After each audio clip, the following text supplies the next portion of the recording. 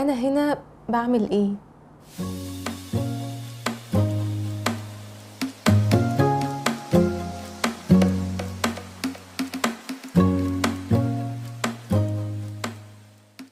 واحنا صغيرين عمرنا ما حد قال لنا ان المفروض نكون عارفين احنا عايشين ليه، او ان المفروض يكون ليا دور معين في الحياه دي. يعني ببساطه كل دوري وانا صغيره اني اكل واشرب والبس واذاكر وابقى شاطره ومؤدبه، اما اكبر ادخل كليه كويسه وانجح واشتغل، وبعدين اتجوز واخلف واربي ولادي على انهم يبقوا شاطرين ومؤدبين واكبرهم، وبعدين اسيبهم واموت. طب ايه هي دي اقصى حاجه الواحد ممكن يعملها؟ بغض النظر عن ان الدور ده صعب جدا، لانه فين الهدف؟ فين الخطه؟ فين الحاجه اللي انا عايشه عشان احققها واللي هربي اولادي دول على انهم يحققوها هم كمان؟ حياتي دي انا مسؤوله فيها اني اركز وافهم انا هنا بعمل ايه. دورك مش اللي الناس قررت انه دورك، مش اللي المجتمع شايف انه اقصى امكانياتك، مش اللي اخطائك والتجارب المؤلمه في حياتك قررت ان ده تاريخك وده مستقبلك ودي حياتك. دورك هو اللي ربنا عايزه من حياتك انت تحديدا. خلقك انت عشان تعمل ايه في شغلك ودراستك وعلاقتك باهلك والمجتمع اللي حواليك. عايزك تعمل ايه في وقت فراغك، عايزك تاثر في الناس ازاي، وازاي تستخدم ظروفك وامكانياتك. الكاتبه هنا بتقول ان الفرق بيننا وبين الناس اللي عايشه فل هي اللي عارفه دورها في الحياه كويس، مش مطرح ما الدنيا بتحطها بتروح معاها.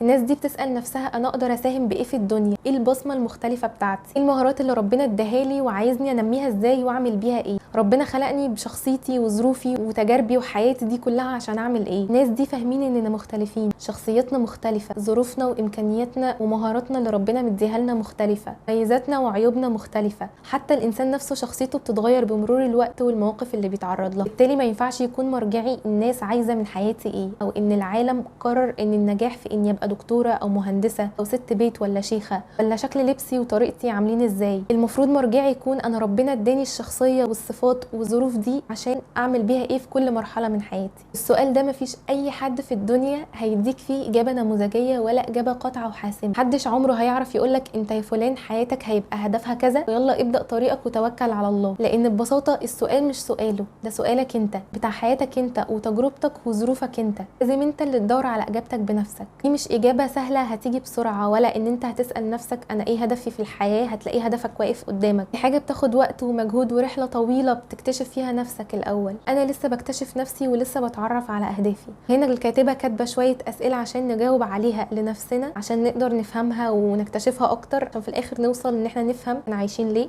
هكتبها لكم في الكابشن وجاوبوا عليها لنفسكم، بس بشرط انكم تجاوبوا بكل مصداقيه ونبعد عن اي اجابه نموذجيه، لان محدش هيشوف الاسئله دي غيركم ولا الاجابات دي غيركم، بس عشان ده اللي هيساعد في اننا نتعرف على نفسنا الحقيقيه. في مقوله بتقول لو عايز تحط هدف حط هدفك عند النجوم، عشان لو ما قدرتش تصيب الهدف ده على الاقل توصل للقمر. والرسول صلى الله عليه وسلم قال لنا لما ندعي لا نسال الله الجنه بل نساله الفردوس الاعلى، اعلى مرتبه في الجنه. وبس كده، يا رب دايما كويسين.